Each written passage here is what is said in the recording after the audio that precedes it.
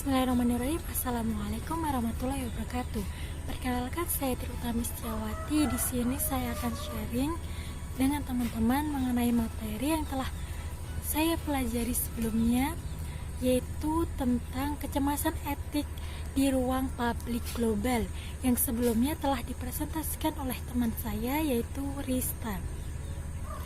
Kecemasan dalam ranah publik sering menjadi suatu permasalahan yang dirasakan oleh sebagian manusia global karena kemampuan teknologi membuat seseorang saling terhubung satu sama lain, yang membuat koneksi terjadi di antara orang asing di luar benua. Kemudian tak heran jika kecemasan datang apabila seseorang mempresentasikan modernisasi di dalam kehidupan nyata. Nah, kecemasan muncul di era sekarang ini di mana adanya digital atau teknologi yang canggih. Dan dalam bab ini penulis mengharapkan adanya banyak pembelajaran yang dapat diambil dari dinamika kecemasan publik ini, dan juga peran etika di dalam membenahi dan juga mengurangi kecemasan di ruang publik tersebut. Oke, selanjutnya teman-teman, kita akan memasuki materi yang selanjutnya, yaitu kecemasan etis dan ruang publik global. Nah, di sini kita akan mengetahui hal-hal apa saja yang dapat kita ketahui tentang penyebab munculnya kecemasan di ruang publik global. Oke teman-teman, langsung saja. Yang pertama ada modernitas. Nah, modernitas ini menciptakan suatu kecemasan, maka perlunya bagi setiap manusia yang hidup di dunia ini untuk berpikir lebih maju di dunia masa depan. Kenapa? Karena di dunia masa depan ada banyak keberagaman dengan karakteristik yang berbeda-beda dalam segala aspek. Nah, inilah yang saling bertentangan dengan moral dalam lingkup publik yang belum mencapai suatu kesamaan global. Yang selanjutnya penyebabnya yaitu ada kesenjangan digital. Kenapa? Karena kesenjangan digital juga merupakan kecemasan etis di mana terdapat perbedaan dalam akses penggunaan teknologi pada negara berkembang dan negara maju, dan perbedaan jarak juga menjadi permasalahan komunikasi yang semakin serius. Nah, contohnya saja masyarakat pinggiran atau masyarakat yang dimana mereka itu sulit untuk mendapatkan koneksi internet. Nah, di situ masyarakatnya akan sulit untuk berpartisipasi dalam haknya di ranah global. Haknya untuk berpartisipasi menjadi sangat terbatas karena kita ketahui di dunia di era sekarang ini sangatlah membutuhkan suatu koneksi jaringan, di mana segala sesuatunya dapat digunakan melalui atau dapat menggunakan melalui jaringan internet begitu. Nah, penyebab selanjutnya ada kesenjangan global. Kenapa? Karena rendahnya akses komputer dan menurut penelitian yang sudah terpaparkan di bagian Asia, dikarenakan kurangnya infrastruktur membuat masyarakat pinggiran itu tidak dapat berpartisipasi penuh, dan pengaruhnya sangat terasa pada masyarakat pinggiran tersebut. Nah, kecemasan etis negara maju yang mementingkan akses terbaiknya untuk negaranya saja, dan negara maju itu tidak mau tersaingi oleh negara manapun mengenai jaringan mereka. Jadi banyak sekali informasi yang mereka batasi, di mana ada informasi tertentu yang tidak boleh tersebar ke negara lain. Nah, selanjutnya kita akan belajar mengenai hal yang biasa terjadi di sekitar kita, di mana dapat menimbulkan kecemasan etis di ruang publik global. Nah, yang pertama itu ada perbedaan argumen. Nah, kita sering menemukan perbedaan argumen ini di suatu rapat dengan masyarakat. Nah, perbedaan ini kenapa? Karena adanya kecenderungan orang yang mengabaikan pendapat orang lain. Jadi orang yang merasa tahu tentang masalah ini, dia akan semangat untuk membuktikan argumennya, supaya argumennya itu bisa diterima di kalangan masyarakat dengan bukti-bukti yang sudah dia temukan, entah itu melalui internet atau melalui pengalaman dia dalam kehidupan sehari-hari atau pengalaman dia dalam bermedia. Yang selanjutnya yaitu terprovokasi berita hoax.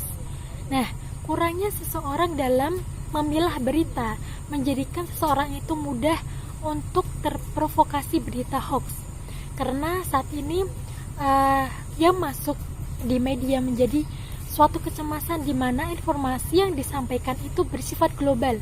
Kita tahu ya, informasi tidak hanya seputar negaranya saja atau tidak hanya seputar kotanya saja, tetapi sudah mencakup global, mencakup dunia, mencakup seluruh negara yang ada di dunia ini. Maka dari itu segala informasi yang tersebar di media itu sangat kompleks dan sangat banyak sekali.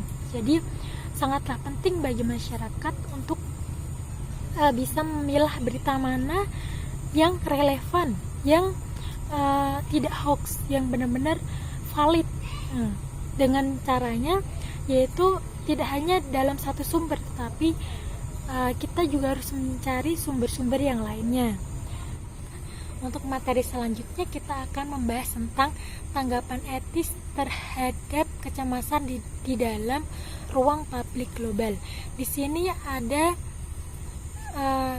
pendapat dari ahli, dari David Nicholson tahun 1995, di mana beliau berpendapat bahwa semakin banyak teknologi menyerang hidup kita, semakin mengaburkan masalah yang sebenarnya.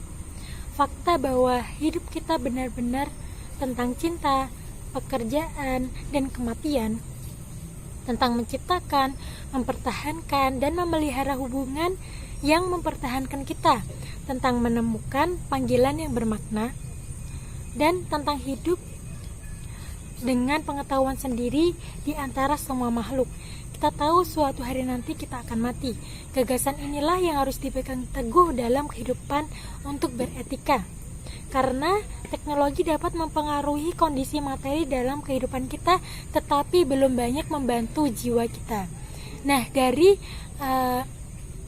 pendapat David Nicholson ini dapat kita simpulkan bahwa semakin canggih teknologi dapat mengubah informasi yang sebenarnya, membuat orang semakin salah paham dalam mengartikan informasi yang dia dapat, kemudian menimbulkan kesalahpahaman yang kemudian akan menimbulkan suatu kecemasan etis di dalam ranah publik global. Begitu. Materi selanjutnya yaitu tanggapan etis yang dikemukakan pada ranah publik global.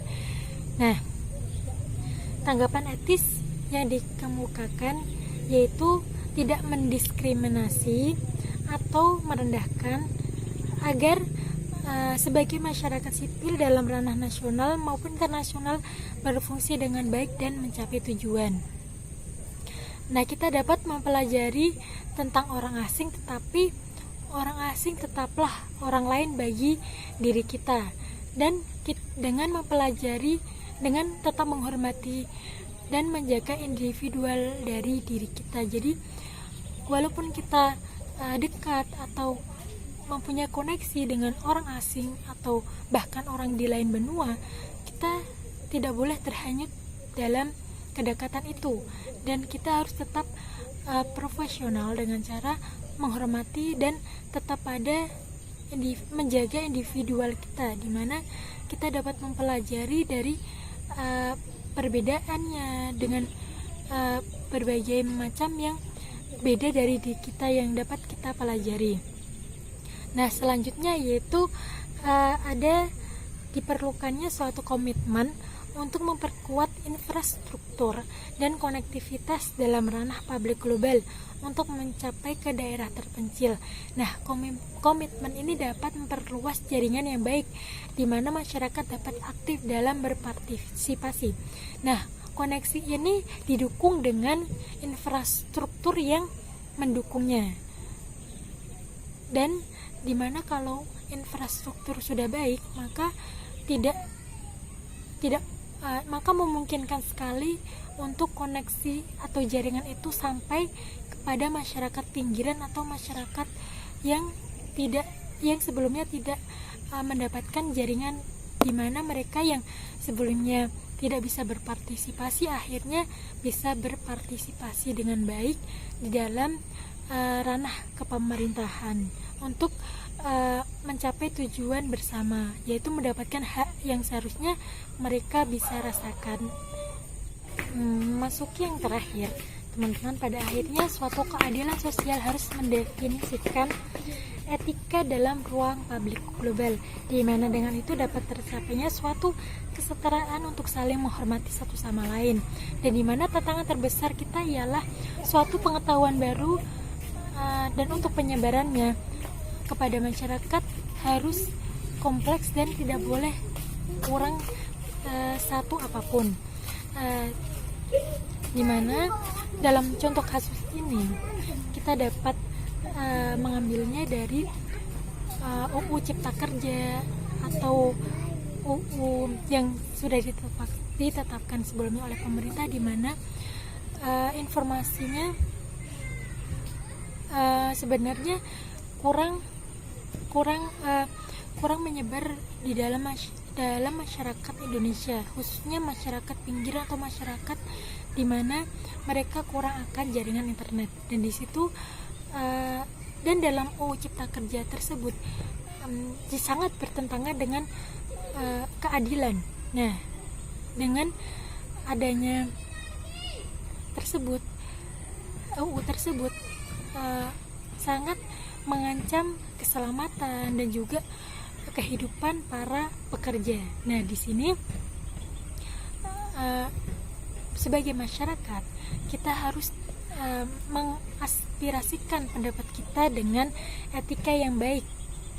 Nah, dengan cara apabila mau berdemo harus tetap memperhatikan etika yang baik, supaya aspirasi kita tetap diterima di ranah pemerintahan, dan ranah pemerintahan juga bisa mempertimbangkan dengan baik kembali, begitu.